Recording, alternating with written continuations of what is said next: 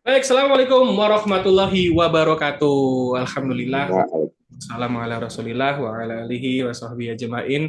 Amma ba'd.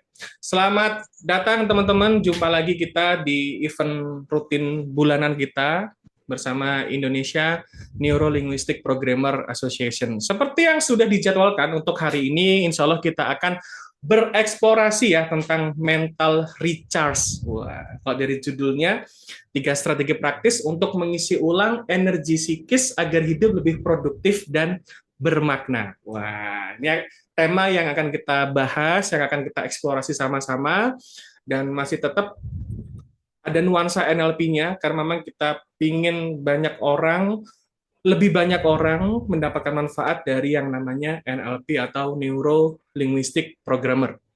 Programming kok programmer. Neuro Linguistic Programming. Nah, ini menjadi misi dari INLPA juga ya, sebagai sebuah organisasi untuk bisa menerjemahkan, untuk bisa mentransformasikan pengetahuan yang banyak orang mengira itu rumit banget ya, sangat kompleks gitu. Ini menjadi pengetahuan yang sangat sederhana, aplikatif, berdampak, terus bikin orang jadi sakti gitu lah kira-kira ya.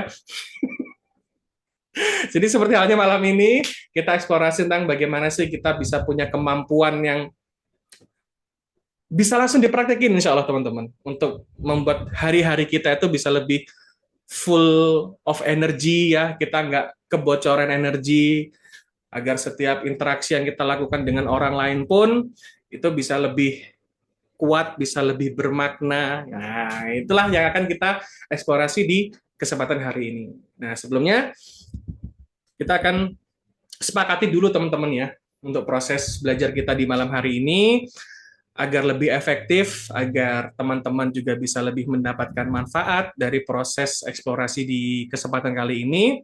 Maka kesepakatan yang perlu kita lakukan pertama kali adalah duduk. Nah, kenapa duduk? Ya, karena proses belajar itu membutuhkan kondisi fisiologis yang tepat juga. Memang betul, kalau rebahan itu masih bisalah nangkap informasi. Cuma dari pengalaman saya pribadi, nggak se-oke kalau kita dalam keadaan duduk, teman-teman. Jadi harapannya teman-teman bisa duduk dulu, ya, taruh handphonenya itu pada tripod kah, atau apapun itu yang bisa membantu teman-teman biar nggak kesusahan bawanya, ya. Itu yang pertama. Yang kedua, mencatat. Nah, siapa tahu nanti ketika proses penyampaian materi ada hal-hal penting, hal-hal menarik yang memantik insight-nya teman-teman, itu bisa dicatat tuh. Ya. Jadi seperti kata para ulama, ikatlah ilmu dengan tulisan. Gitu loh. Kita nggak boleh terlalu pede, nggak boleh terlalu percaya juga dengan kemampuan memori kita. Bisa aja 1 minggu setelah hari ini kita bisa lupa gitu, apa yang sudah kita bahas gitu kan. Jadi makanya dengan mencatat itu akan sangat memudahkan proses belajar kita. Mencatat itu juga termasuk untuk mengkristalkan pengetahuan yang sudah kita dapatkan, yang mana jika suatu saat kita membaca tulisan tersebut, itu akan memantik lagi proses belajar yang pernah kita lalui. Nah, gitu ya. Terus yang ketiga adalah open minded, terbuka dulu aja ya. Mungkin teman-teman sudah pernah belajar ini itu macam-macam gitu kan. Tidak apa-apa, diserap dulu. Bukan untuk mengosongkan gelas ya. Jangan pernah mengosongkan gelas, teman-teman. Biasanya kan dikasih instruksi, oke, kita kosongkan dulu gelasnya. Jangan. Gelas yang sudah ada isinya yang teman-teman dapatkan kemarin itu adalah resources, itu adalah sumber daya soalnya. Jadi lebih baik ambil gelas kosong yang baru untuk diisi lagi. Nah, setelah proses belajar selesai, baru tuh nanti proses mensintesakan ya, mengelaborasikan pengetahuan-pengetahuan yang lama dengan yang baru, sehingga menghasilkan pemahaman baru, menghasilkan perilaku baru, gitu. Jadi nggak perlu dikosongin gelasnya. Ambil aja gelas yang kosong untuk kita isi bareng-bareng di malam hari ini. Baik, jadi acara ini diselenggarakan oleh INLPA, yaitu Indonesia Neuro Linguistic Programmer Association. Ini adalah sebuah gerakan ya, sekaligus wadah bagi praktisi, pembelajar, dan juga pengajar NLP yang memiliki visi yang sama ya, yaitu untuk menjadikan NLP sebagai keterampilan hidup yang membumi, praktis, dan relevan dengan tantangan masyarakat Indonesia masa kini. Itulah sebabnya sampai detik ini, Alhamdulillah, saya dengan Mas Hendri dan juga tim di belakang kami itu terus berkontribusi biar NLP ini menjadi sebuah pengetahuan yang praktis, lebih mudah untuk praktekkan gitu ya. Harapannya teman-teman nanti bisa bergabung juga di kegiatan INLPA yang lain.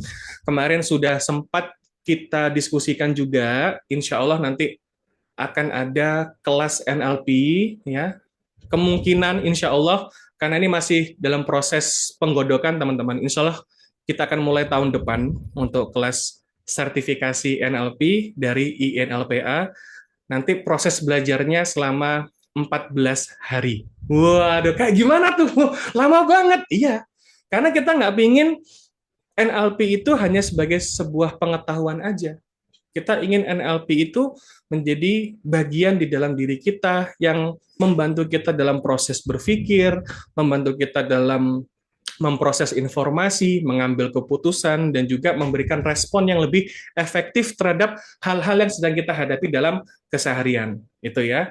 14 hari itu nanti, teman-teman insya Allah juga tidak menjamin teman-teman itu lulus. Nah, jangan harap semudah itu teman-teman ya, karena kita memang sudah berkomitmen, saya Mas Hendri dan juga tim sudah berkomitmen agar NLP itu benar-benar menjadi bagian di dalam diri kita. Saya dan Mas Hendri itu memang alhamdulillah sudah belasan tahun ya kita belajar, bereksplorasi dan juga mengajarkan NLP. Kami pribadi itu sudah benar-benar merasakan manfaatnya ketika belajar NLP. Kami ingin lebih banyak orang yang bisa mendapatkan, merasakan manfaat yang sama seperti yang sudah kita alami selama ini.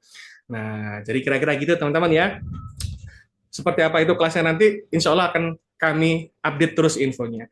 Kalau untuk kelas yang sudah berjalan selama ini, alhamdulillah sudah jalan 2 batch, ada kelas Thinking with Purpose. Nah, kemarin sudah jalan yang batch kedua, insya Allah batch ketiga itu di tahun depan juga gitu loh. Kok lama-lama sih batchnya? Iya, nggak apa-apa, biar dikangenin lah.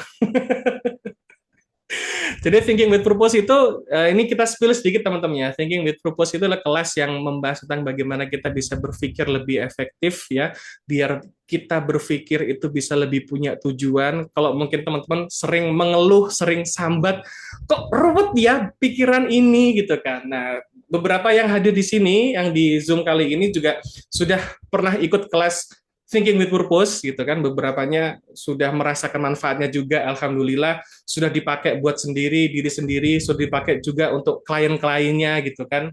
Nah, tinggal teman-teman kita tunggu untuk apa nih gabung di kelas Thinking with Purpose. Nah, gitu ya.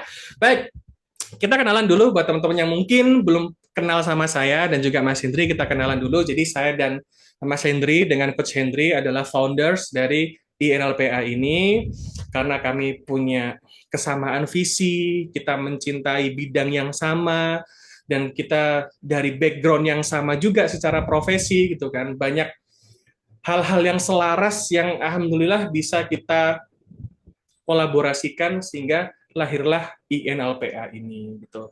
Saya pribadi Idrus Putra, teman-teman boleh panggil Mas, boleh panggil Coach, bebas sesukanya, senyamannya aja.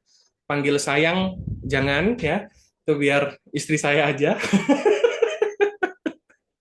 Saya lahir dan besar di Kota Jombang, teman-teman, tapi saat ini setelah menikah tahun 2015 saya baru menetap di Kota Madiun gitu.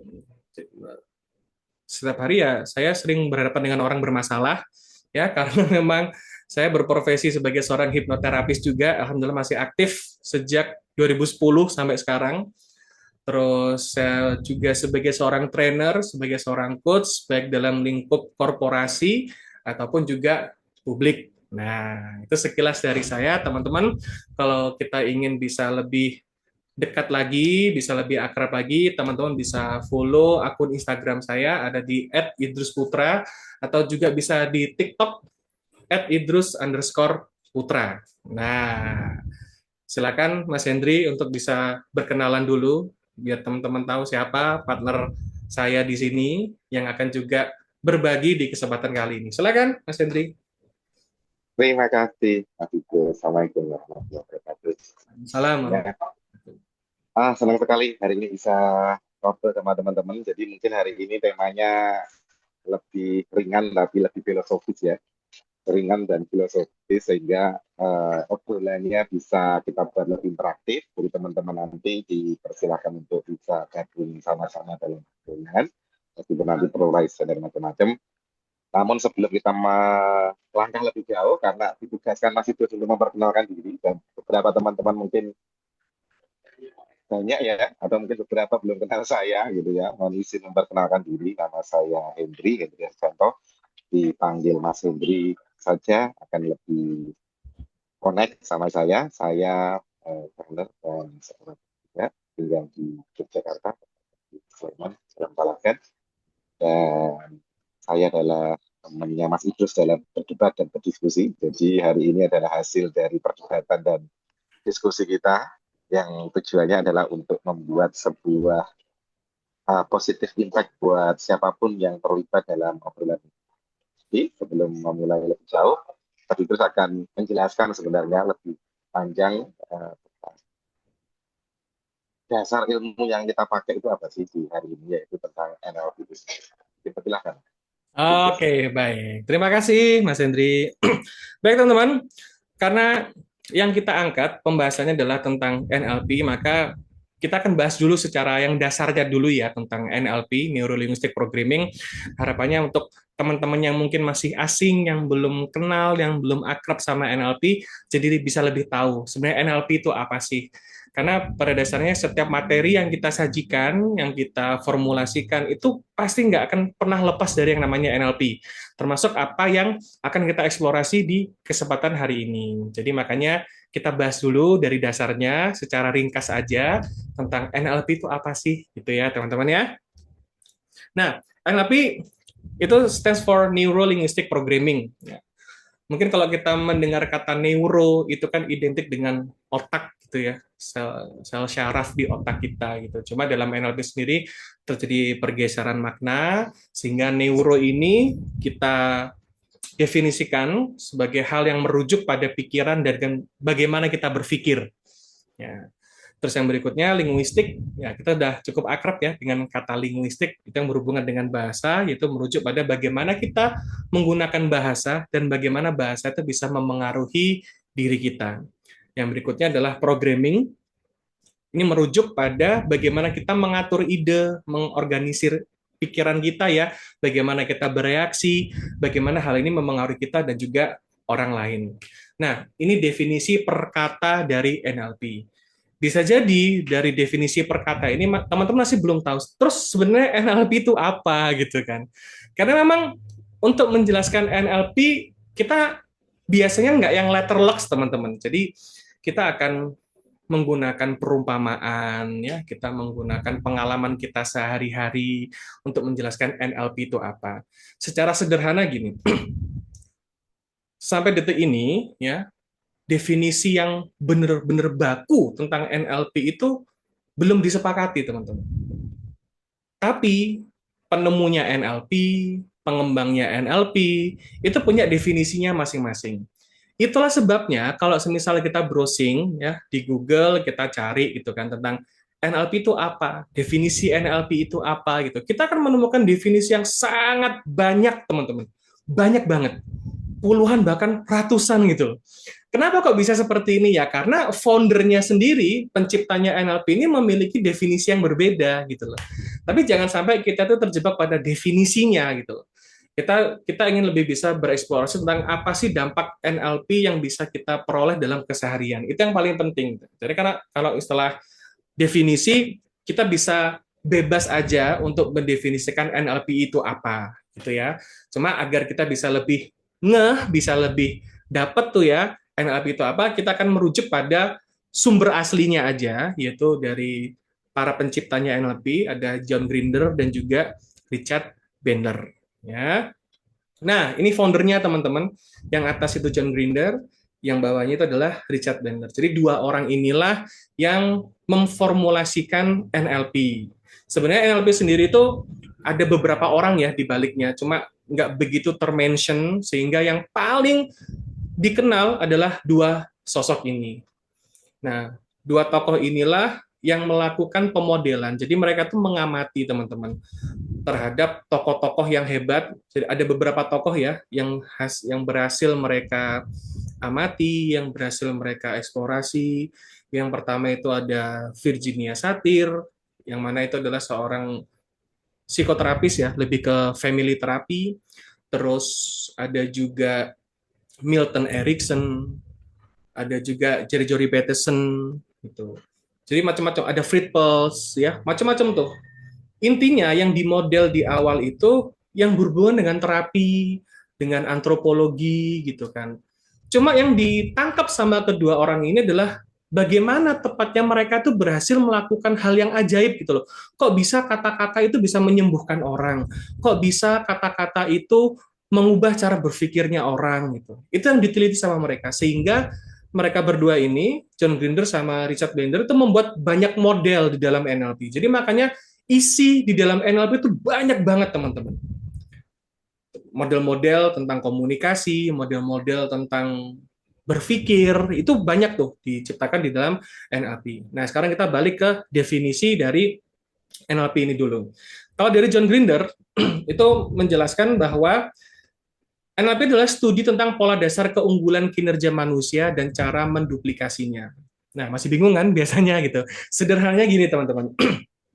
Jadi ketika ada orang itu berhasil melakukan suatu hal, apapun itu, keberhasilannya itu kan selalu diiringi dari proses tentang cara berpikirnya, tentang bagaimana cara dia mengambil keputusan, langkah-langkah efektif yang dia pakai gitu loh. Nah, contoh semisal ada orang yang jago banget dalam berkomunikasi tuh, gitu. Kan nggak mungkin ya kalau semisal orang jago itu mendadak atau tiba-tiba atau ujuk-ujuk jago, kan nggak ada tuh. Pasti dia akan melewati banyak proses. Ada hal-hal yang mereka tuh pelajari, yang mereka lakukan. Nah, NLP ini itu mengcapture hal itu teman-teman. Kok bisa ya dia jago dalam hal itu? Apa persisnya yang dia lakukan? Cara berpikir apa yang dia gunakan? Nah, sehingga hal itulah yang menjadi langkah awal untuk merumuskan NLP. Dirumusin tuh. Nah, jadi isinya NLP itu rumusan-rumusan kayak gitu ya. Kenapa kok perlu dilakukan seperti itu? Karena banyak orang yang jago melakukan satu hal, tapi ketika dia diminta untuk mengajarkannya ke orang lain, dia kesusahan gitu loh. Gimana ya? Ya pokoknya gitu dah gitu loh. Nah, NLP itu menjadi jembatan untuk itu semua, teman-teman. Bagaimana kita bisa menstrukturkan suatu kehebatan, suatu perilaku, suatu excellency pada diri kita dan juga orang lain, sehingga itu bisa dibuat pemodelannya, sehingga itu bisa dipelajari oleh siapapun, sehingga itu bisa dikuasai dan diduplikasi oleh siapapun. Nah, itu penjelasan dari definisinya John Grinder. Terus yang kedua adalah definisi NLP dari Richard Bandler. Jadi, Richard Bandler menjelaskan bahwa NLP itu adalah sikap dan metodologi yang menghasilkan berbagai teknik. Bandler menyebutkan ada kata sikap di sini ya teman-teman ya. Ada kata sifat, ada kata sikap, terus ada kata metodologi ya dan juga teknik. Apa sih sikap yang perlu dimiliki oleh setiap praktisi NLP? Sebenarnya ini bukan artinya kalau bukan orang NLP nggak punya sikap ini, bukan, tapi ini menjadi cikal bakal kalau kita tuh mau menjadi praktisi NLP. Yang pertama itu adalah curiosity atau rasa ingin tahu. Jadi, saat kita melihat kehebatan orang lain, ya betul, biasanya kita kayak, wah terpana gitu ya, wah keren gitu kan. Nah, di lain sisi, kita nggak boleh terjebak di situ, teman-teman. Kita perlu bertanya sama diri sendiri terlebih dahulu. Kok bisa ya dia kayak gitu ya? Apa ya yang dia lakukan? Dia belajarnya ke siapa? Dia belajarnya kemana aja gitu. Itu perlu kita kita sematkan pada diri kita, yaitu rasa ingin tahu. Kok bisa ya? Kok bisa ya? Nah, pertanyaan-pertanyaan itulah yang akan mendorong kita untuk bisa mempelajari kehebatan orang lain. Jadi bukan hanya terjebak pada wah hebat, wah jago, wah keren gitu. Ya kita cuma dapat itu aja, tapi kalau kita menggunakan sikap seperti ini yang tadi saya sampaikan, yaitu rasa ingin tahu yang tinggi gitu ya, termasuk ketika untuk membantu orang lain ya sama, gunakan rasa ingin tahu yang tinggi. Bukan artinya kita jadi kepo ya, enggak gitu teman-teman, tapi lebih kepada mendorong bagaimana rasa ingin tahu ini mengantarkan kita untuk bisa menstrukturkan suatu hal. Kita mencari pola-polanya, kita menyusun pola-polanya sampai kita bisa memahami suatu perilaku tertentu dengan baik, kehebatan orang lain dengan baik, sehingga kita bisa menduplikasinya dan kita juga bisa mengajarkannya kepada orang lain. Jadi sikap yang pertama itu adalah curiosity atau rasa ingin tahu. Yang kedua adalah fleksibel. Ciri-ciri orang yang sudah belajar NLP, kecenderungannya ketika menghadapi satu hal itu bisa lebih fleksibel dalam hal apapun, dalam komunikasi, misalnya ketemu sama orang-orang yang ngeyel gitu ya, orang ngeyelan gitu, orang-orang NLP tahu bagaimana cara dia merespon hal seperti itu. Atau mungkin ketika menghadapi yang kebalikannya, ada orang yang pendiam banget gitu, praktisi NLP juga bisa lebih fleksibel untuk menghadapi orang-orang seperti ini. Jadi dengan rasa ingin tahu yang tinggi, dengan kita berperilaku yang fleksibel, ini akan membantu kita untuk bisa menjadi praktisi NLP yang lebih efektif. Nah, dari rasa ingin tahu yang tinggi dan juga fleksibel inilah sehingga akhirnya bisa menghasilkan teknik-teknik, teman-teman. Jadi bukan artinya teknik itu nggak penting dalam NLP gitu. Walaupun disebutkan di belakang, bukan artinya nggak penting. Teknik tetap penting. Nah, teknik sendiri itu kan lahir dari pemodelan. Pemodelan itu sendiri hasil dari pengamatan. Nah, bagaimana kita bisa mengamati orang lain kalau kita nggak punya rasa ingin tahu, gitu. Jadi ada dorongan rasa ingin tahu.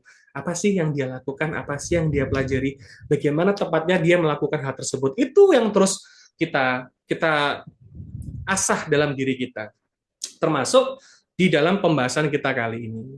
Jadi sebenarnya ini adalah cuplikan materi, irisan materi yang saya dan juga Mas Hendri bawakan di perusahaan-perusahaannya kalau kita bawain pelatihan. Jadi kalau temanya sebenarnya self mastery sebenarnya. Self mastery itu adalah bagaimana kita bisa memastery diri kita sendiri, kita bisa punya kendali yang baik atas diri kita sendiri sehingga kita bisa lebih efektif dalam merespon kehidupan gitu loh. Ini irisannya. Tapi ini menjadi hal yang penting karena ya seefektif itu kalau kita sudah tahu hal ini, teman-teman.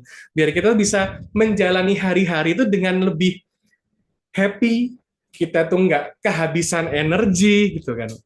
Karena yang menjadi pertanyaan kami adalah, kok ada ya Mas ya, orang itu yang melakukan suatu hal, ya kelihatannya capek secara fisik gitu kan, tapi senang ngejalaninya gitu, sehingga mungkin fisiknya capek, tapi energi di dalam dirinya kayak wah gitu, seneng happy gitu ya. Semisal ketika saya dengan Mas Hendri ngajar gitu, ya siapa sih nggak ngajar seharian penuh, 2 hari penuh gitu kan, pasti kan secara fisik capek gitu. Tapi di balik itu semua kalau diamati di dalam diri kami, ada rasa kepuasan, ada rasa kebahagiaan gitu kan, yang buat kita tuh kayak nggak penting rasa capek ini, karena perasaan-perasaan seperti yang lebih membuat kita tuh hidup gitu loh. Nah, banyak dari kita mungkin juga ngerasa kayak udah ngelakuin banyak hal gitu, tapi kok kayak rasanya gini-gini aja ya, apa yang salah gitu loh.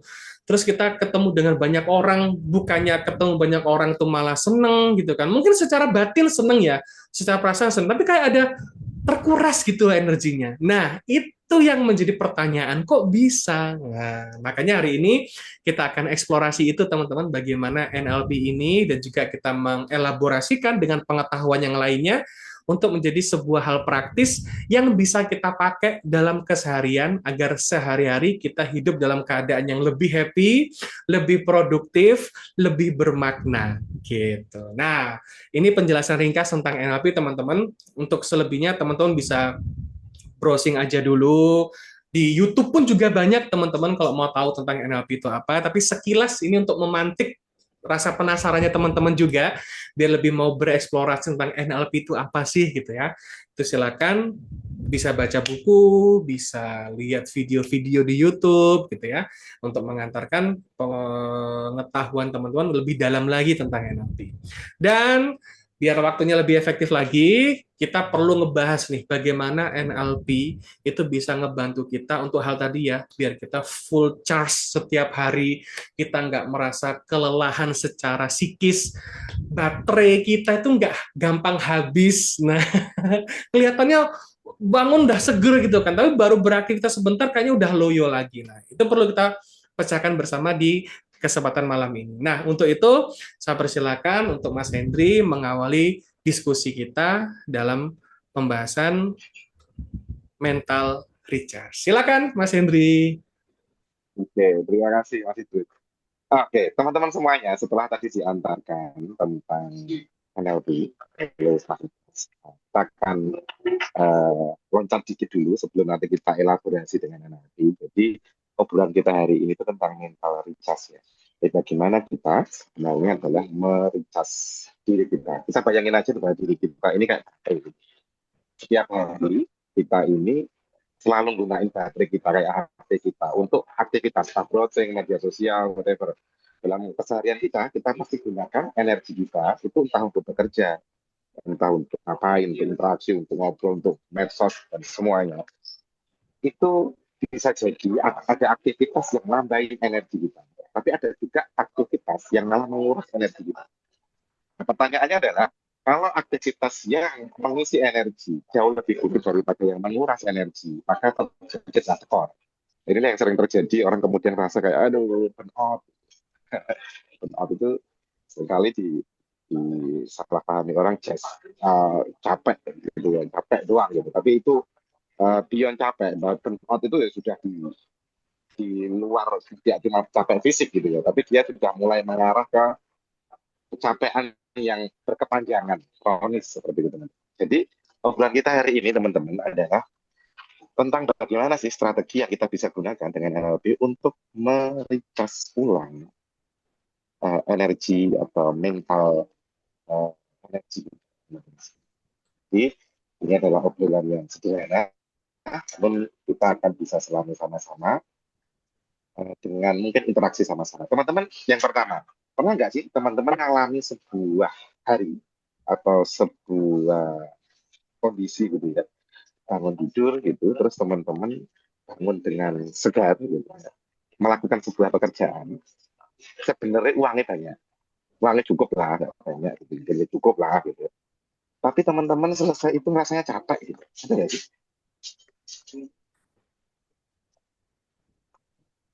Boleh teman-teman yang buka mic biar kita bisa interaksi ya, Coach Idris ya, izin ya. Ya, oke.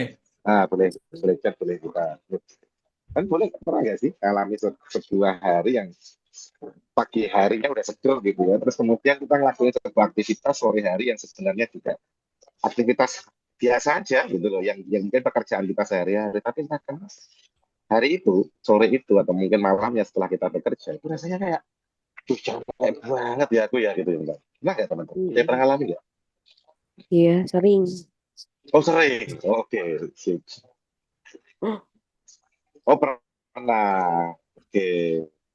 Biasanya itu apa yang terjadi? Kok tiba-tiba eh, setelah aktivitas pada hari awal harinya segar, terus malam harinya, sore harinya, dia kayak merasa kayak apa yang bisa terjadi teman-teman? Hmm? Oh nggak pernah capek. Oke, coba teman-teman diamatin dulu deh. Apa yang terjadi saat teman-teman gitu ya? Eh, apa ya? Ngalami sebuah hari yang biasanya nggak oke-oke aja, tapi hari itu kayak rasanya beda gitu. Tiba-tiba kayak capek gitu. Apa sih yang berbeda dengan hari-hari biasa? Ada yang pernah ngamatin? Nah, pengamatan ini adalah di NLP namanya sensory intuitive. Ini adalah bagian penting kita. Hal-hal yang tidak kita sadari. Ini kunci hot tips pertama. Nah, hal-hal yang tidak kita sadari itu akan mengendalikan kita. Hal-hal yang kita sadari bisa kita kendalikan. Jadi kalau kita tidak menyadari kenapa hari itu kita kok kayak goyang, kayak kita drop sekali, maka kita akan ulang terus hal itu. Karena kita nggak menyadari hal itu, maka kita akan gunakan pola yang lama. Sampai kapan? Sampai kita menyadari bahwa hal-hal yang kita sadari itu bisa kita kendalikan. Nah, ini pertanyaan pertama adalah mengenai itu.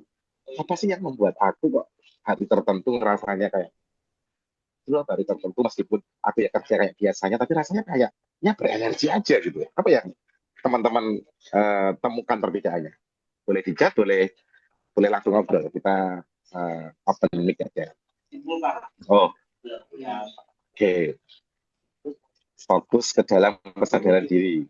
Pernah kalau habis ketemu orang yang baru dikenal, ujungnya lelah. Ini menarik ya. Jadi ketemu orang yang baru dikenal, terus kemudian ujungnya lelah. Nah, oke. Okay. Ini poin menarik kan. Habis ketemu orang yang tidak sefrekuensi. Nah, ini sefrekuensi ya. terus ketemu orang yang mungkin frekuensinya beda gitu ya. Kadang khawatir berlebihan. Nah, ini juga kadang-kadang jadi karena kita uh, khawatir, jadi energi, emosi itu ada yang mericas, ada yang ngeluarin. Nah, kita perlu mengenali mana yang dalam setiap hari itu. Kalau imbang kan agak lumayan tuh.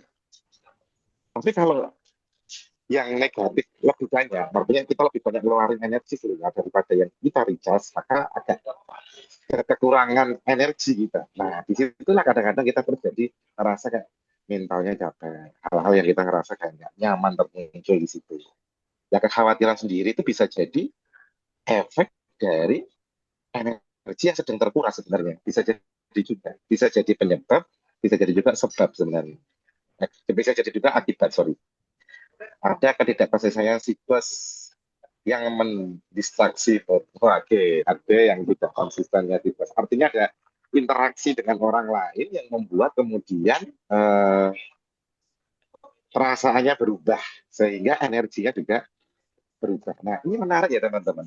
Hal-hal yang dituliskan di sini itu kan bukan hal-hal yang sifatnya fisik ya. Bukan ya, oh, saya tadi pas di kantor suruh angkat gabah apa beras 500 kilo, bukan gitu ya. Tapi ke arah aktivitas-aktivitas mental yang kemudian menguras energi kita.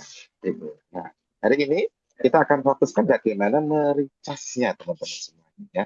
Bagaimana mericas energi kita dengan tiga hal yang sederhana. Tiga hal ini sebenarnya adalah hasil penelitiannya namanya ahli, namanya Tom Red gitu ya. Jadi dia meneliti dari banyak jurnal dan penelitian, dia menyimpulkan ada tiga hal utama untuk mericas. Intinya adalah kadang-kadang orang tuh untuk mericas tuh kayak perlu sesuatu yang efeknya kayak gede. Aku tak dulu kerja sebulan full, nanti akhir bulan aku tak recas, mau healing. Kadang-kadang orang perlu nunggu sebulan akhir untuk healing. Nah, masalahnya ternyata adalah menurut dari banyak penelitian, dari beberapa penelitian di Langkop Tomer adalah eh, sebenarnya well-being kita atau kebahagiaan kita secara luas itu justru dipengaruhi lebih banyak oleh aktivitas-aktivitas kecil harian. Bukan aktivitas besar sekali toh. Jadi misalnya sama pasangan, oke, candlelight dinner.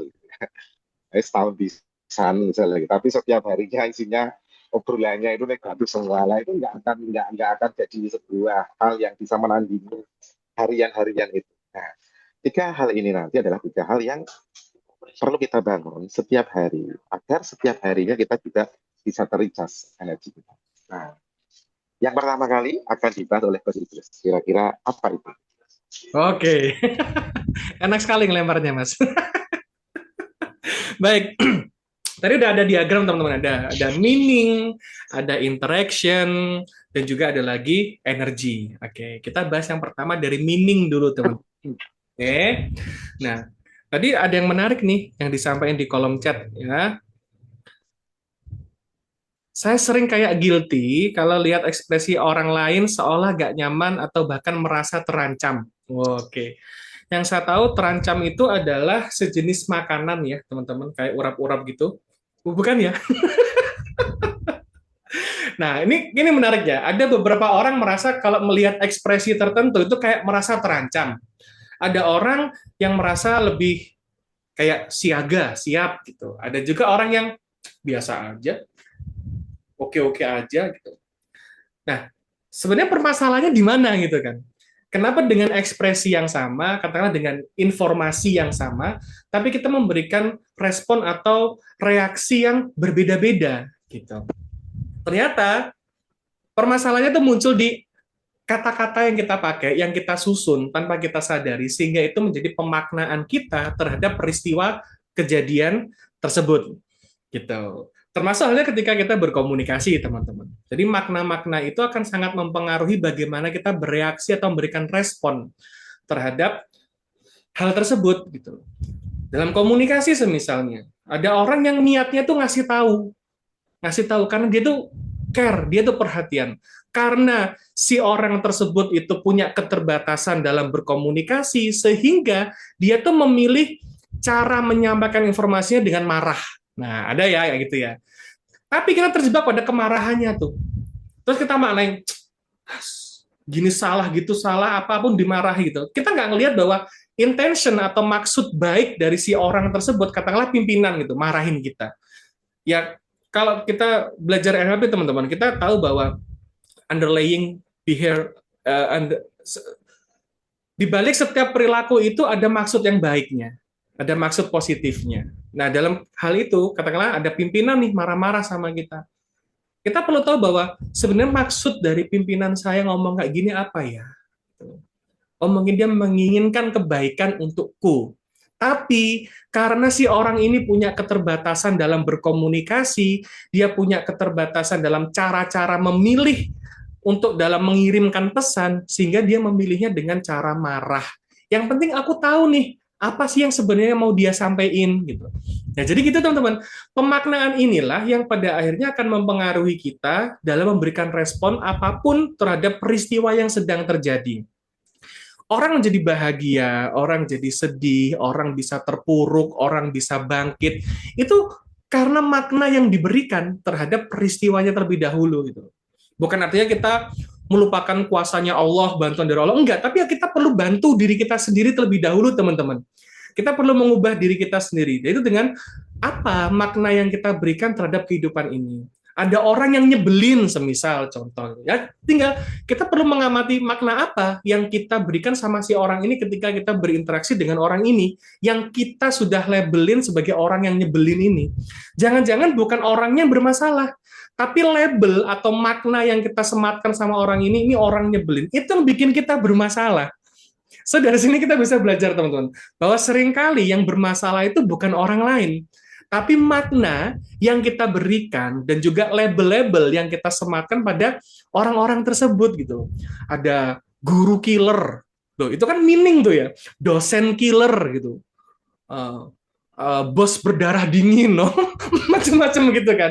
Nah, kita perlu waspadai dulu tuh bahwa makna yang kita berikan atas kehidupan kita di dalam pikiran kita ini akan mempengaruhi bagaimana kita merespon dan juga bereaksi terhadap hal tersebut. Makanya dalam pembahasan pertama kali ini, meaning itu menjadi hal yang sangat penting untuk kita curigai pertama kali, teman-teman. Jadi kita waspadai dulu, kita curigai dulu makna apa sih yang sudah kita berikan pada suatu peristiwa, pada suatu kejadian. Karena pada akhirnya pun ya, kita akan bermasalah dengan makna yang kita berikan itu kok.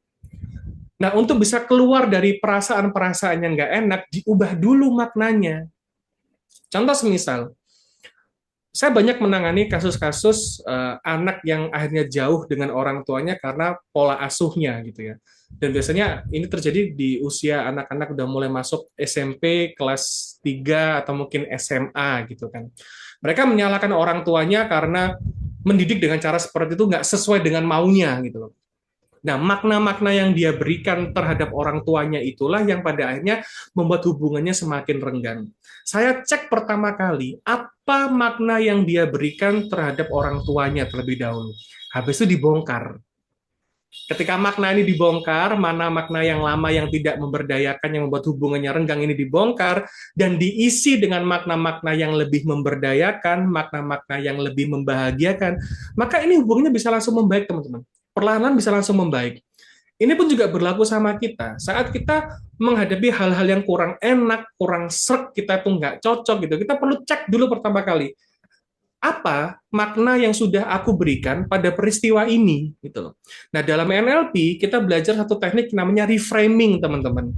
Jadi reframing ini adalah sebuah skill, sebuah kemampuan, sebuah teknik yang kita pakai untuk bisa membingkai ulang atas peristiwa yang sudah kita alami.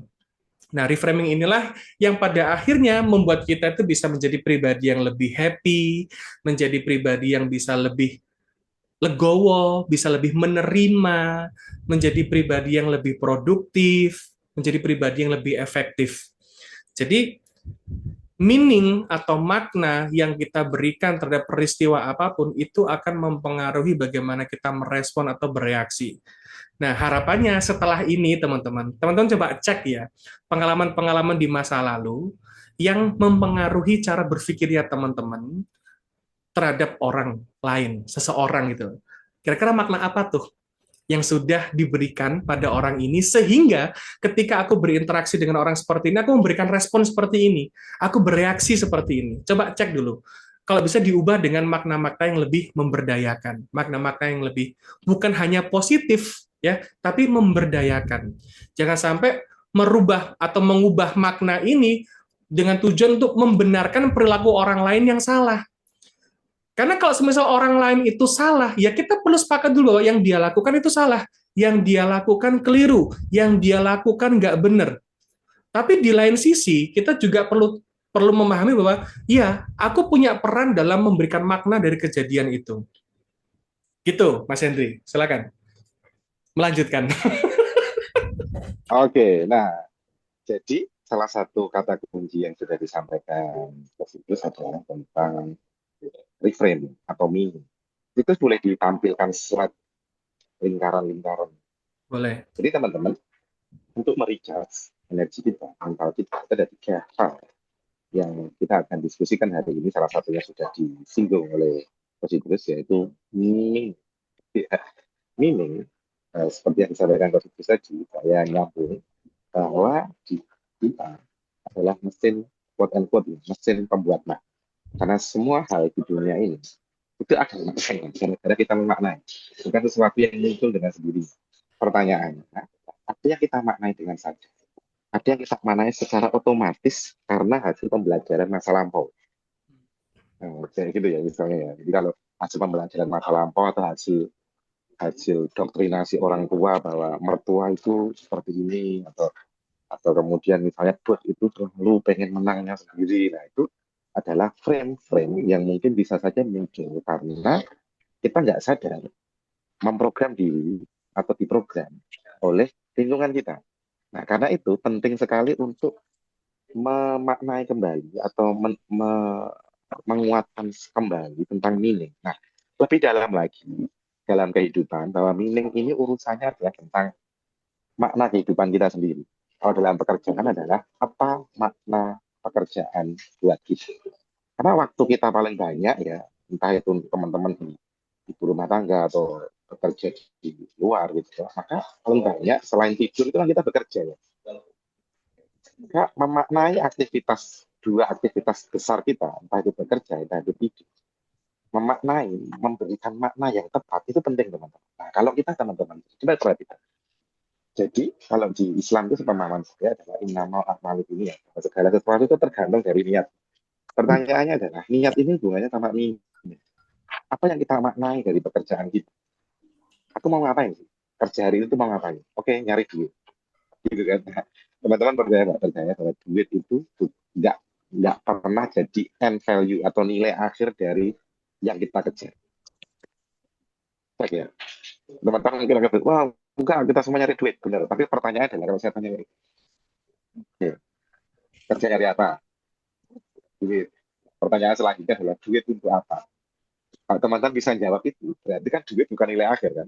Duit itu adalah kendaraan untuk menghantarkan pada sesuatu yang lebih besar. Nah, meaning di sini itu penting sekali. Kalau kita just, oke lah, aku sebenarnya malas banget kerja di sini kalau nggak ada duitnya.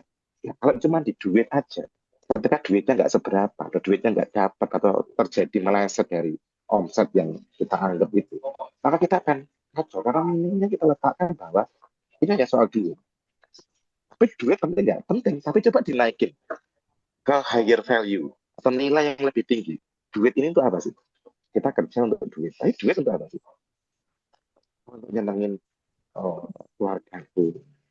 Nah, misalnya gitu. Nah, kita perlu nyari. Nah, namanya kalau di NLP namanya adalah value elicitation. Jadi value elicitation itu adalah nilainya yang kita anggap aku tuh nyari apa sih dalam hidup. Coba ditanya, apa sih? Aku nyari apa sih? Jadi seumur-umur orang tuh banyak orang yang nggak pernah nanya loh dalam diri sendiri. Kok berat banget tuh mas? Ya kayak gitu. Sebenarnya aku nanya pekerjaan deh. Aku nyari apa sih di pekerjaan? Coba ditanya. Kenapa itu penting? Mungkin kalau ada yang berkenan jadi volunteer, saya bisa bantu untuk menemukan value lebih dalam dari sebuah pekerjaan. Misal kita case-nya adalah pekerjaan. Kalau ada yang berkenan, boleh chat Ayo, atau silakan teman-teman. message. Ngomong gratis sih loh. Oh iya dong, ngomong gratis ini. Silakan. Jadi ya kalau ada aja, kalau udah ada is oke. Tapi kalau ada kita bisa latihan dan melihat langsung sebenarnya eh, NLP itu membantu kita untuk menemukan value-value yang lebih tinggi. Jadi tidak hanya tentang ngomongin misalnya tadi ya duit, tapi kita kejar lagi apa pentingnya duit untuk orang tua, apa pentingnya misalnya orang tua anak dan macam-macam, apa pentingnya, kenapa itu penting, kenapa itu penting, kenapa itu penting, sampai kita untuk menggali ke dalam diri apa nilai-nilai yang lebih penting. Kita akan menemukan meaning yang lebih dalam dari itu semua. Hmm. Meskipun itu nggak selalu nilai akhir ya, meaning akhir ya, tetapi itu adalah meaning yang lebih tinggi daripada sekedar duit. Karena jebakan kita adalah kerja, adalah just berhenti di material. Padahal kita sedang nyari tidak material kan. Misalnya nih, aku pengen duit itu apa sih? Supaya keluargaku bisa dapat apa yang dia inginkan gitu. Nah ini bagaimana kalau minimnya bekerja itu amal ilmiah dari ilmu amalia. Gila, itu tulis keren itu tuh. Buat Suri gitu kan. Nah, sekarang digali lagi. Yang penting itu bukan di kognisinya. Karena seringkali kita di kognisinya dapat. Ya kerja kan untuk ibadah, Thomas gitu kan. Tapi feelingnya nggak dapat, meaning dalamnya itu nggak dapat. Itu rasanya itu adalah apakah kita beneran kerja itu dengan untuk ibadah dan kita hayati itu. Kalau aku kerja untuk ibadah, misalnya saya gitu tadi ya. Terus seringkali kalau mau kerja hajat gitu ada selesai diam sebentar terus setting niat. Well, saya niat untuk membagikan pemahaman saya sehingga semua peserta yang terlibat gitu ya bisa hidupnya lebih baik gitu ya, amalnya lebih banyak gitu ya, dan kalaupun ada hasil material dari yang ini bisa jadi sarana saya untuk membagikan keluarga dan macam-macam. Jadi niatnya adalah saya setting dengan niat yang lebih tinggi. Duit itu kan otomatis kan jadi niat kita, tapi jangan berhenti di duitnya, itu yang membuat kita seringkali malah berkutat-kutat di situ terus gitu. Kita pengen ngejar materi, yaitu ngejar rasa berharga, bermanfaat, berapa ya, apa ya, bermanfaat lah ya gitu ya kan untuk orang lain. Tapi yang kita kejar gitu. So, yang pertama dalam pekerjaan dalam hidup, mari kita gali yang lebih dalam lagi. Meaningnya apa? Dan lagi karena kita adalah makhluk pembuat makna, maka maknailah. Kapan cirinya bahwa maknanya sudah oke? Saat perasaan kita sudah align sama niatan kita. Tapi kalau cuma di sini doang, kerja untuk ibadah, tapi rasanya nggak dapat, ya berarti belum align. Maka kita belum alignment lagi dengan di NLP ada proses alignment ya, misalnya NLP, neurological level dan macam-macam untuk alignment itu. Tapi kuncinya adalah sekali lagi adalah yuk kita maknai dengan makna yang dalam, niatan setiap mau kerja, setiap mau lakuin sesuatu gitu. Kita niatan sebisa mungkin kita connect sama niat yang lebih tinggi. Aku mau ngapain sih? Tujuan yang lebih besar itu apa? Nah, itu akan mericas diri kita teman-teman. Meskipun nanti kita capek, oke lah. Misalnya, oh oke, kok sama terus gini ya? Oh, karena niatan lebih besar adalah membuat kemanfaatan untuk perusahaan sehingga timnya semuanya berkembang, sehingga bonus yang diberikan banyak, sehingga nanti anak-anak mereka juga dapat gizi yang cukup. Jadi, mari kita berpikir bahwa apa ya, kontribusi yang kita berikan sesederhana apapun itu bisa orang lain dapat kontribusi kita. Misalnya nih kita kerja naikin omset sekian lah gitu misalnya. Terus apa sih efeknya buat orang lain? Oh, orang lain bisa dapat juga bonus omset kita tercapai, sehingga bonusnya tambah banyak, sehingga anak-anak mereka juga bisa liburan. Nah, kita bisa ngerasain itu semua teman-teman. Niat kita adalah niat untuk membantu orang lain. Gitu, bisa. Tapi saya udah nggak cocok ya coach gitu ya.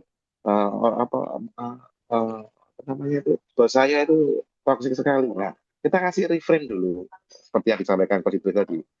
Oke, maknai ulang. Apakah ini toksiknya itu toksik orangnya, atau toksik perilakunya, atau saya aja yang nggak kuatan, atau gimana? Nah, setelah itu, Mbak, ngambil arah yang lebih dalam lagi. Oke, ini kalaupun aku mau keluar, is oke. Tapi bagaimanapun maknanya adalah, aku akan ninggalin hal yang baik di sini. Aku akan tetap kerja yang baik di sini, sampai aku siap untuk keluar.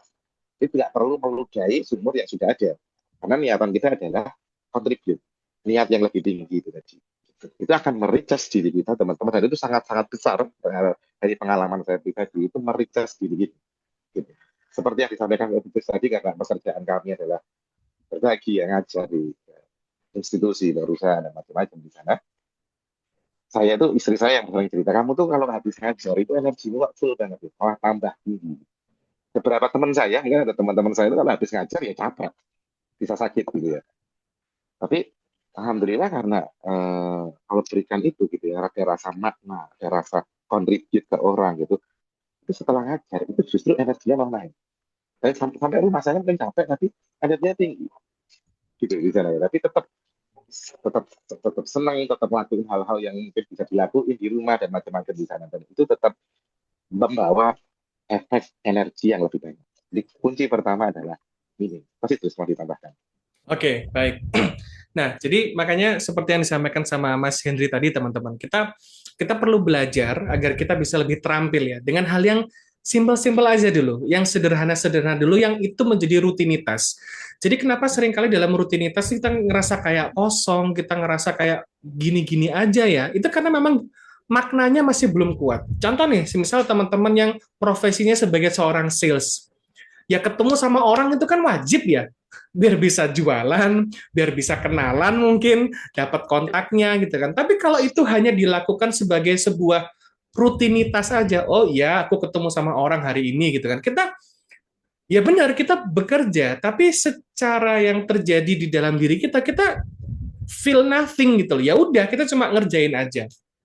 Tapi saat kita set up niatnya terlebih dahulu, yang mana itu akan mempengaruhi pemaknaan kita terhadap aktivitas kita tersebut, itu pasti feel-nya akan beda. Coba cek teman-teman besok ya, ketika bekerja, teman-teman sebelum bekerja, mungkin dari rumah, itu bisa sedikit luangkan waktu 1 sampai 2 menit lah untuk hening sejenak, diam dulu sejenak, untuk kayak ngobrol sama diri sendiri dulu, oke? Okay?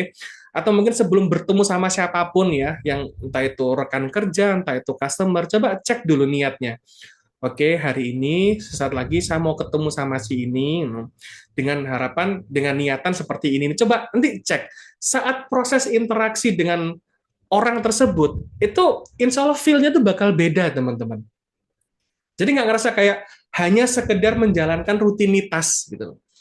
Kenapa banyak orang yang ngerasa bosan dengan rutinitasnya? Karena memang nggak ada makna di situ.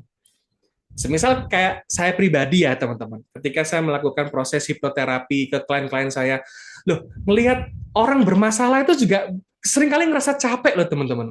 Ngadepin klien itu juga ada capeknya loh. That's why dibayar mahal tuh oke gitu kan. Tapi bukan cuma karena dibayar mahalnya gitu loh. Tapi saat saya pribadi ya, ketika klien saya tuh dapat kayak wah gitu, dia dapat perasaan-perasaan baiknya, dia dapat ide-ide baru yang bisa dia eksekusi gitu untuk kedepannya. Ada perasaan yang terisi pada diri saya. Jadi selain rekening yang terisi, perasaan saya juga perlu saya isi gitu, teman-teman. Ini juga buat teman-teman juga sama. Jangan sampai rekeningnya aja yang keisi, batinnya kosong gitu loh. Yang lebih parah lagi, rekeningnya kosong, batinnya juga kosong. Itu yang lebih bahaya lagi gitu loh. Nah, harapannya perlu seimbang gitu kan, teman-teman ya, Mas Hendri. Jadi antara apa yang kita kerjakan untuk ngisi rekeningnya, tapi batin kita juga perlu kita isi. Biar kita tuh ketemu sama orang tuh dalam keadaan yang happy gitu loh, dalam keadaan yang seneng. Nah, masa kita mau jualan ketemu sama orang tapi alisnya gandeng jadi satu gak gini, cemberut. Ya gimana kita bisa jualan gitu loh. Jangan sampai vibe positif kita itu juga karena kita apa ya memanipulasi diri sendiri gitu. Tapi karena memang itu berawal dari dalam diri kita yang itu secara murni, yang itu memang secara alami, bukan alamiah, ya memang nantinya akan menjadi alamiah, tapi lebih otentik lah ya. Jadi bukan yang kita membuat pencitraan yang fake ketika ketemu orang tuh happy, senang, tapi dalamnya kosong, enggak. Karena meaning itu memang dari dalam diri kita yang akan kita tunjukkan ke dunia luar. Jadi ketika di dalam ini beres teman-teman, insya Allah kalau ketemu dengan orang juga akan beres dan baik-baik aja. Gitu sih. Jadi dimulai dengan hal-hal yang kecil dulu. Besok ketika teman-teman mau bekerja, mau beraktivitas, luangkan waktu 1-2 menit dulu, cek dulu niatnya itu apa. Di set up dulu niatnya. Karena niat itu yang akan benar-benar ngebantu teman-teman dalam menjalani kegiatan itu menjadi lebih bermakna. Gitu, Mas Henry. Ya, ya, keren. Ini kita mungkin ada kita kontekstualkan mungkin satu pertanyaan dari Mas Puri ya. Ini kan salah satu yang menguras energi itu kan sudah tahu akan ketemu orang-orang yang menyebalkan. Itu kira-kira Mas, kalau kita tarik untuk meaning, apa yang kita bisa lakukan Mas? Loh, ini tanya ke siapa, Mas? Masih terus lah. Coba diulangi pertanyaannya. Tapi tanya ke peserta tadi. Coba diulangi pertanyaannya, Mas. Iya. Jadi kan ini ada pertanyaan tuh Mas Idrus di kolom Ah, chat tuh, gitu ya. Nah, dari Mas Puring, teman sahabat saya. Nah, salah satu yang menguras energi itu kan menurut Mas Puri adalah sudah tahu akan ketemu orang-orang yang baik. Dalam misal bekerja, ketemu ini udah nanti bakal ketemu orang-orang yang beli nih, Mas. mm-mm. Kalau kita tarik Mas dalam framework tadi, yaitu di meaning, apa yang kita bisa lakukan Mas? Supaya kita nggak bocor terlalu besar tuh energinya. Atau bahkan kita bisa mericas justru dengan itu. Oke. Ini ada beberapa hal yang bisa kita lakukan nih, Mas Hendri. Kalau ini dari Ya. pemahaman saya, dari pengalaman saya gini. Ini merujuk sama pembahasan kita yang lalu bahwa kita perlu set up boundaries ya, batasan terlebih dahulu. Jadi nggak semuanya hal itu perlu kita turutin, perlu kita lakuin gitu kan. Kita perlu tahu mana-mana hal yang penting, mana hal-hal yang sifatnya kayak edisional aja, tambahan gitu. Jadi boundaries itu akan membuat kita punya apa ya, benteng pertahanan, teman-teman. Kita nggak terlalu bocor energinya. Kita tahu apa yang perlu kita lakukan. Itu yang pertama. Terus yang kedua, kita perlu ubah dulu tuh, kok bisa, ya memang betul kalau semisal kebanyakan orang itu menganggap dia tuh orang yang nyebelin. Nah, ini biasanya yang saya lakuin adalah, ini juga saya terinspirasi dari beberapa buku yang pernah saya baca ya. Salah satunya adalah The Science of Effective Communication. Jadi kita perlu cek di dalam diri kita saat kita berinteraksi sama orang yang kita anggap mungkin nggak menyenangkan, yang mungkin nyebelin, yang bikin kita itu jengkel. Jadi kita perlu ngajuin pertanyaan sama diri sendiri saat kita berinteraksi dengan orang seperti itu, yaitu gini pertanyaannya. Apa yang bisa aku pelajari dari orang ini? Nah, itu coba nanti dicek. Jadi walaupun memang sudah ada label sebelumnya, ya udahlah. Kalau misalnya itu terlalu challenging untuk diubah secara cepat, saat kita mau berinteraksi sama orang seperti itu, tanyakan sama diri sendiri, apa ya yang bisa aku pelajari dari orang ini? Dengan pertanyaan itu akan menumbuhkan perasaan interest, tertarik. Kenapa perasaan interest atau tertarik itu penting? Karena gini, kalau kita sudah melabeli seseorang itu orang yang nyebelin gitu kan, kita masuk ke fase ke mode defend, ya, defensive mode. Kita akan selalu menjaga diri kita, entah gimana caranya, pokoknya aku pinginnya kayak gini, nggak mau diintervensi seperti ini nih. Itu yang bikin kita nggak open, teman-teman. Nah, untuk bisa masuk ke learning mode-nya adalah ya dengan pertanyaan seperti itu, apa yang bisa aku pelajari dari orang ini ya? Oh, ternyata kalau ngomong dengan cara seperti ini tuh nggak oke. Ini bisa bikin orang itu teriritasi batinnya gitu kan, ini menyinggung gitu. Itu nilai-nilai yang nanti bisa kita dapetin kalau kita setupnya seperti itu. Kira-kira gitu Mas Hendri. Saya yakin insya Allah Mas Hendri ada tambahan ini. Oh enggak, Oh, sudah. udah merangkum banget. Oke. Ya, jadi berarti tadi salah satu cara untuk memberikan makna itu juga kita perlu bertanya. Salah satu pancingannya bisa bertanya ya pada diri sendiri. Apa sih gitu ya yang bisa aku dapatkan manfaatnya dari interaksi ini ya, secara gampangannya tadi seperti itu ya. Jadi Hmm. selalu mencari celah sebenarnya apa yang bisa aku pelajari dari kejadian ini. Mungkin semua nggak mengenakan ya, tapi ketika dirubah Oh. dari sesuatu yang mungkin jelek ke arah yang pembelajaran, paling enggak kerugiannya itu nggak banyak atau tetap ada keuntungan, yaitu apa, untung di pembelajaran gitu di sana, daripada sudah nggak enak gitu ya, ruginya Capek. praktiknya rugi ya, sudah capek-capek gitu di sana. Jadi saya pun juga mirip ya seperti yang disampaikan Mas Izra di sana. Kadang-kadang saya udah tahu ini ketemu orang kayak gini nih, apa yang perlu saya lakuin ya. Oke, ya, saya setting, oke lah, saya belajar untuk menjadi pendengar yang oke.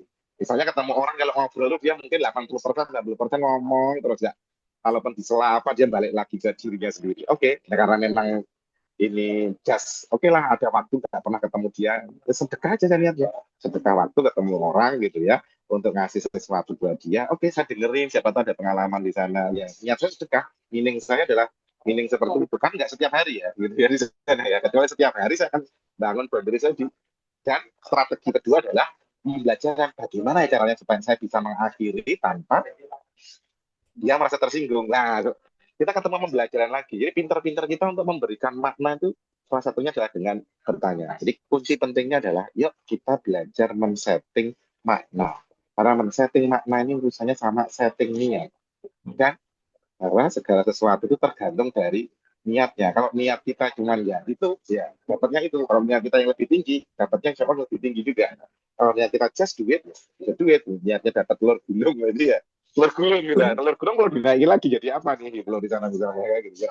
Sehingga kita ada hal-hal yang lebih eh, bermakna gitu di dalam hidup kita gitu. Itu yang pertama, yaitu meaning. Yang kedua, masih terus. Yang kedua adalah interaction. Oh iya. Oke. Yes. Jadi hal-hal yang bisa menghabiskan baterai energi kita, hal-hal yang bisa menumbuhkan energi kita itu juga dari area interaction kita, interaksi yang kita lakukan dengan banyak orang tadi itu ya. Nah, interaksinya seperti apa? Silakan Mas Hendri lanjutkan.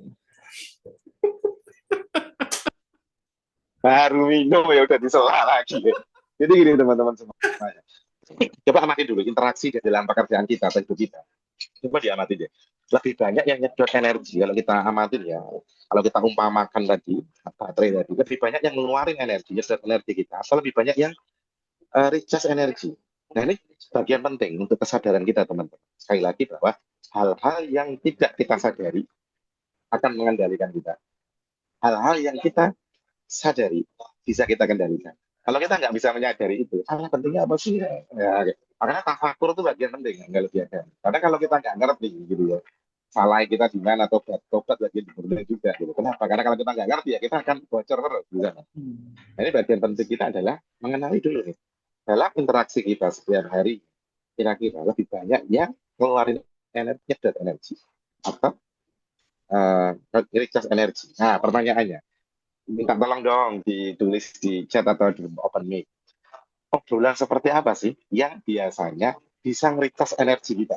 Nah, ya, di chat, oh, di chat atau open mic boleh semuanya.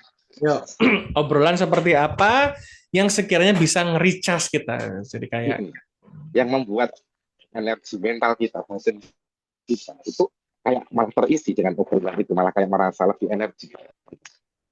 Teman-teman yang kayak apa? wah, kamu kurusan ya katanya. Di sopo. Oke. Tak Oke. kira komentari aku ya Mbak Di. Aku tuasan aku GR. Obrolan yang memberikan insight. Oh, kamu kurusan ya gitu ya.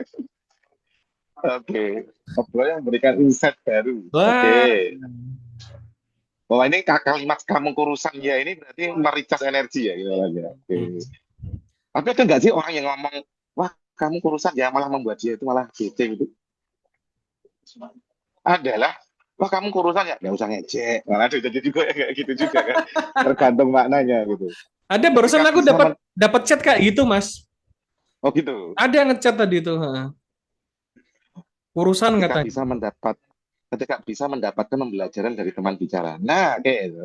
Dipak perasaan. Wah, dipak perasaan. Oke. Obrolan yang menyentuh value. Wah, biasanya ini satu oke. Oke. Ya, ya, oke. Ini hal-hal yang mericas diri kita, teman-teman semuanya. Sekarang pertanyaan kedua, hal-hal obrolan, interaksi. Nggak cuma obrolan, juga ya, interaksi. Entah itu verbal, non-verbal, whatever, dalam kehidupan sehari-hari yang bisa menyedot energi gitu. Itu contohnya apa aja? Satu teman-teman. Gibah. Oh, oke. Gibah ya. Oh, gibah itu menyedot energi ya. Oke, oke. Tapi ada loh di luar sana ya. Ayo kita gibah bareng yuk di mall lah gitu kan.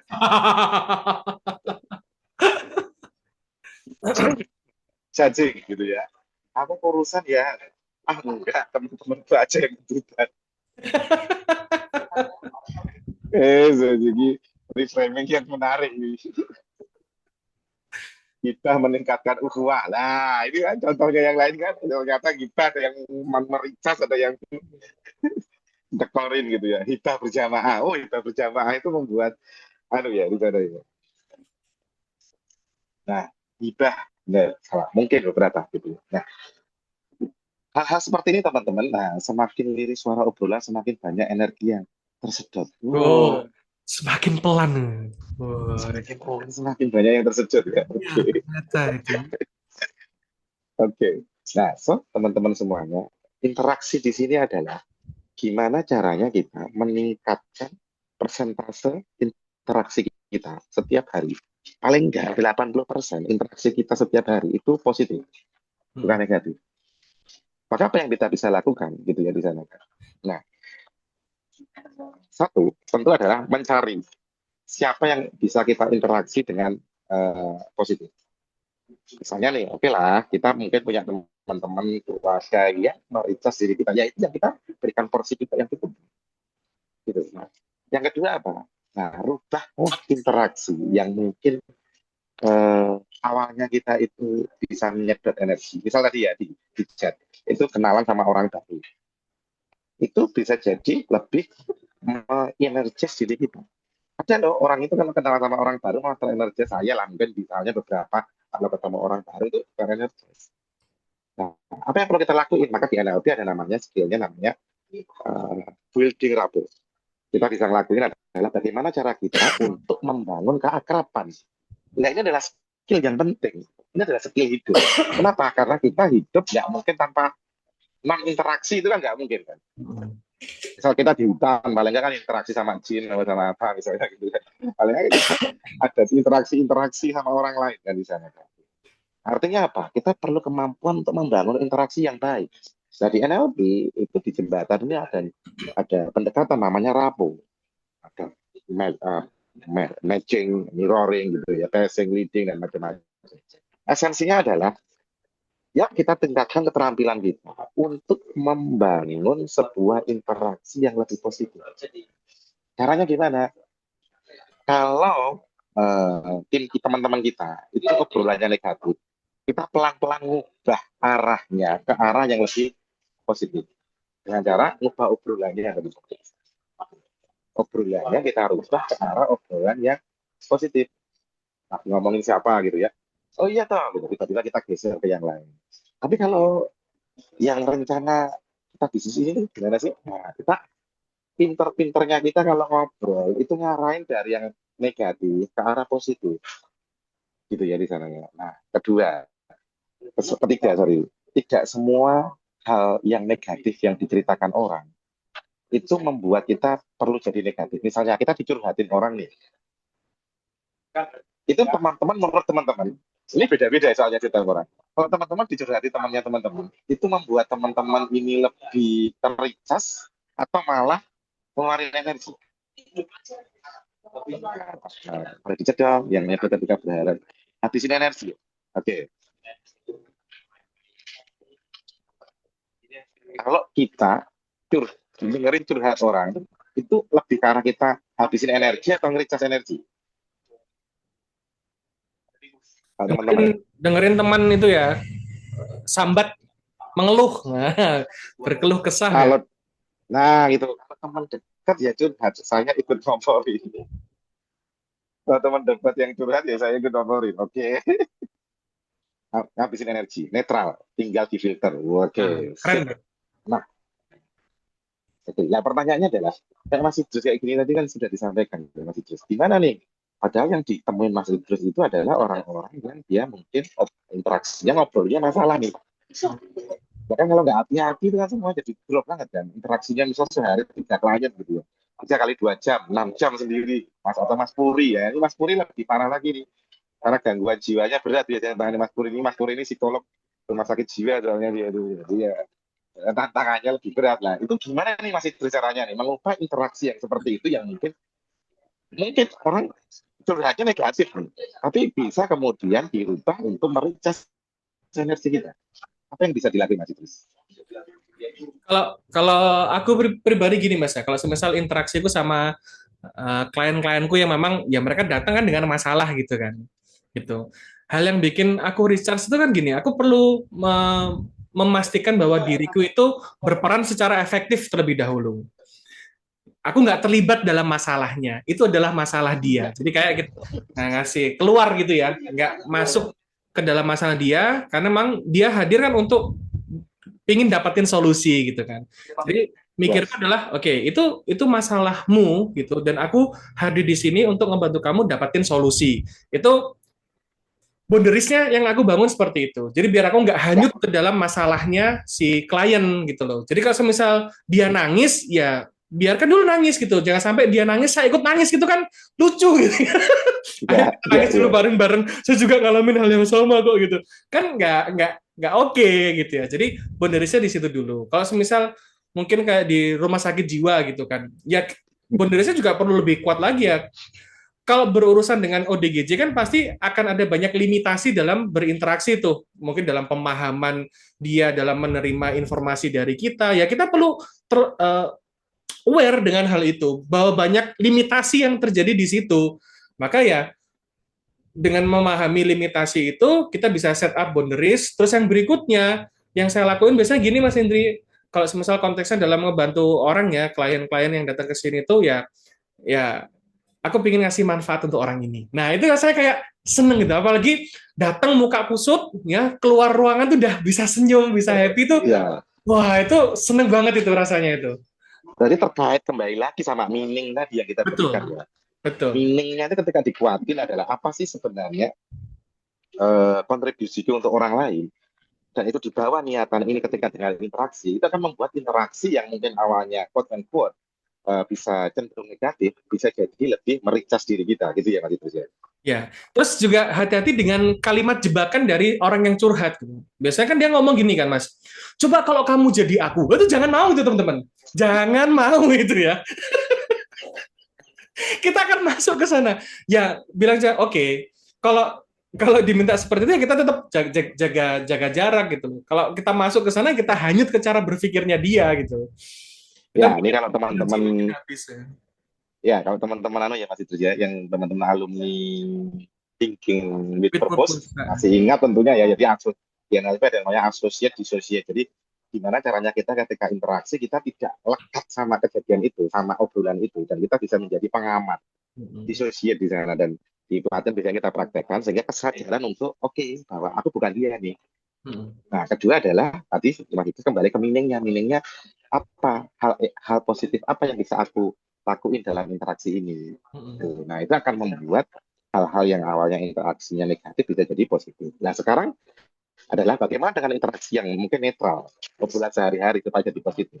Satu adalah tipsnya adalah teman-teman boleh nambahin lebih banyak apresiasi ke orang lain, apresiasi yang tulus. Apa sih yang bisa aku apresiasi buat orang lain gitu, daripada nunggu orang apresiasi, karena otak orang itu bekerja dengan hukum reciprocity, yaitu tinggal balik. Jadi daripada kita nunggu orang mengapresiasi kita, mending kita apresiasi orang lain dulu. Nah, karena otak otak kita itu kalau kayak misalnya lah, kalau kita kemudian nyapa orang gitu, statusnya teman kita balesin, kita komentari, maka teman kita itu akan cenderung ketika kita bahas status itu akan komentari juga. Kenapa ada rasa ingin tinggal balik di sana? Itu kalau dari sisi otak. Tapi sisi kedua adalah di dalam adalah niat kita adalah untuk menghargai kehadiran orang. Maka sejatinya adalah ketika kita mau memberikan apresiasi lebih tinggi, maka hadirlah dulu. Ketika orang ngobrol, interaksi, hadir. Jangan dijeda-jeda. Ini misalnya pakai HP. HP-nya juga saat sendiri aja. Nah, ini yang usul saya loh ya. HP ini juga saat sendiri. Jangan kemudian digunakan saat interaksi. Karena ini mengganggu interaksi sebenarnya. Kayak karena kita ngobrol terus sambil kayak gini, kayak gini, kayak gini, kayak gini. Itu ganggu sekali. Jadi dibisain kapan saat kita gunain HP, kapan saat kita perlu interaksi sama orang. Kenapa? Ini teman-teman. Kita punya follower 1 juta di Instagram. Itu tidak akan bisa nyaingi teman dekat dengan 1 juta di Instagram follower, tapi dia nggak punya teman akrab dalam interaksi offline. Itu nggak ada apa-apanya dibanding kita punya 10 teman interaksi offline yang kita bisa connect sama mereka. Itu nggak ada nggak ada nilainya apa-apa 1 juta follower itu dalam konteks interaksi positif tadi ya. Kenapa? Karena interaksi secara langsung gitu ya, itu punya efek lebih kuat daripada just follow di komennya. Nah. Itu kan palsu ya. Tapi kalau kita punya teman yang akrab 10 aja, kita mau curhat, dengerin, kita interaksi, didukung dan macam-macam, maka itu kan jadi menguatkan kita. Nah, kita perlu nyari lingkungan yang seperti ini. Satu, yang kedua, kalau nggak ketemu yang kayak gitu, kita yang buat. Nah, kalau kemudian kita ketemu yang toksik, ya kalau kita bisa geser, ya kita geser. Kita yang perlu menjadi game changer-nya. Jadi yang kedua setelah healing adalah interaction. Yang ketiga masih terus. Yang ketiga adalah energi. Nah, jadi teman-teman, kalau kita itu ingin bisa terus recharge ya dalam keseharian, kita dalam kondisi batin yang lebih oke, maka level energi itu menjadi hal yang perlu kita perhatikan. Nah, energi sendiri bukan hal yang sifatnya kayak klinik gitu ya, main energi gitu. Enggak sih gitu, tapi lebih kepada hal yang sifatnya lebih ke fisikal ya Mas Hendri ya. Terkait dengan hal yang bersifat fisikal atau energi ini adalah yang pertama itu bisa kita amati dulu dari pola istirahat kita terlebih dahulu teman-teman. Yaitu dari pola tidur kita. Ini hal yang kayaknya sederhana tapi ngefeknya banget. Coba teman-teman amati aja. Kalau di saat kita kurang tidur, biasanya kita menjadi lebih sensitif tuh. Kayaknya capek banget gitu. Makanya kenapa tidur itu menjadi hal yang sederhana, tapi efek untuk recharge-nya tuh gede banget. Dan recharge-nya tuh bukan cuma hanya di fisik, teman-teman. Tapi di batin pun, di psikis kita itu juga akan lebih baik. Ini mungkin saya ada salah, tapi kalau misal saya salah tolong diingatkan. Teman-teman, kalau misal ada orang-orang dengan gangguan kecemasan atau mungkin apapun yang berhubungan dengan gangguan psikis, gangguan mentalnya gitu kan. Biasanya psikiater itu juga akan meresepkan obat yang ada obat penenangnya. Tujuannya itu apa sih? Ketika orang tenang dia bisa tidur. Nah, ketika tidur sebenarnya adalah momen di mana tubuh itu akan mereset juga. Jadi sebenarnya tidur itu baik teman-teman. Tapi kalau banyak tidur ya nggak baik juga gitu. Jadi kenapa tidur ini menjadi hal yang penting? Karena pada saat kita istirahat, pada saat kita tidur, banyak hal yang ter-recharge sama diri kita. Itu yang pertama dari tidur. Monggo Mas Hendri menambahkan dari poin yang pertama dulu. Ya, jadi setelah kita paham interaksi dan meaning tadi, berarti bagian yang mericas energi kita bisa interaksi dengan baik, dan bisa mikir jernih untuk memaknai. Itu kan perlu, yang disampaikan Habib tadi itu adalah perlu energi. Nah, seperti salah satu yang Allah berikan karunia-Nya itu di setiap hari itu pakai tidur, salah satu yang paling penting di sana. Itu Allah sudah buat seperti itu. Ya, kita setiap hari itu di-recharge sebenarnya di bagian energinya itu. Gitu. Pertanyaannya adalah seperti yang disampaikan Mas Ibu tadi, yang terpenting sebetulnya adalah di kuantitas berapa lamanya tidur terus gitu, tapi kualitasnya. Orang mau tidur 12 jam, tapi bangun tidur. Cirinya ngecek gimana? Ini kalau saya pribadi, cirinya ngecek adalah apakah bangun tidur saya bangun dalam kondisi cerdas atau rasa seger, atau malah kayak training agak keluar energi. Nah, itu pertanyaannya di sana. Apakah kita sudah cerita saat bangun tidur atau belum? Kalau belum, berarti kualitas tidur kita hari malam itu belum optimal.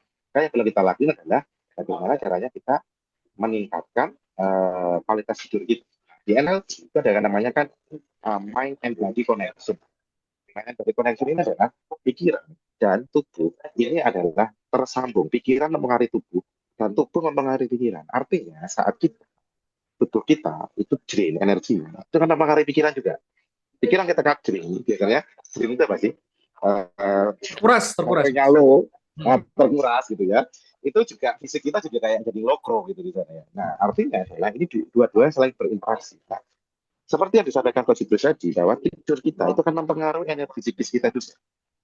Artinya, hal penting kita, kemampuan yang kita bisa lakuin itu adalah meningkatkan kualitas tidur kita. Ada banyak cara yang bisa dilakuin, gitu ya.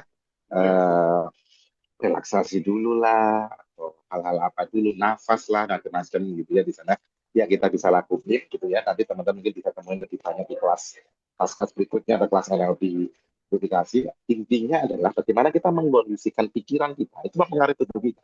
Karena pengaruhi tubuh kita itu bisa mengkondisikan pikiran kita. Untuk tidur lebih bermanfaat, lebih dalam, maka siapkan dulu tubuh kita. Itu ya seperti biasa lakuin dalam kondisi yang nyaman. Terus yang kedua niat juga, pikirannya disetting juga.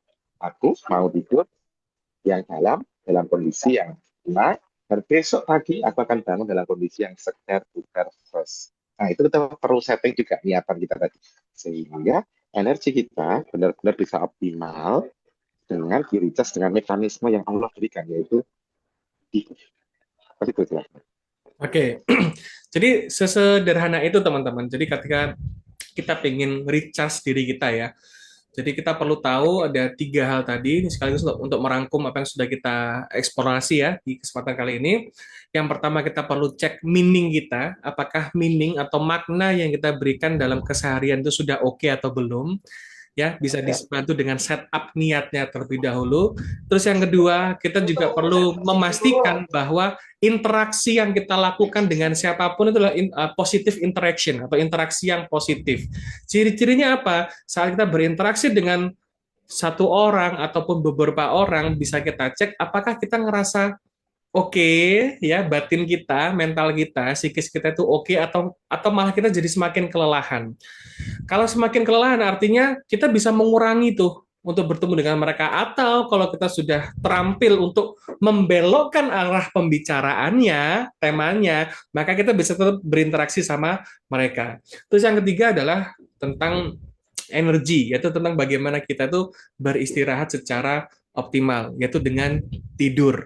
Karena seperti disampaikan sama Coach Hendri tadi, dalam NLP ada sebuah konsep namanya mind and body connection. Ketika pikiran bermasalah, tubuh akan bermasalah. Ketika tubuh bermasalah, pikiran pun juga akan ikut bermasalah. Maka pendekatan yang kita lakukan pada pembahasan kali ini harapannya bisa berdampak ya untuk teman-teman. Dan sebagai penutup, Coach Hendri, silakan untuk konklusinya.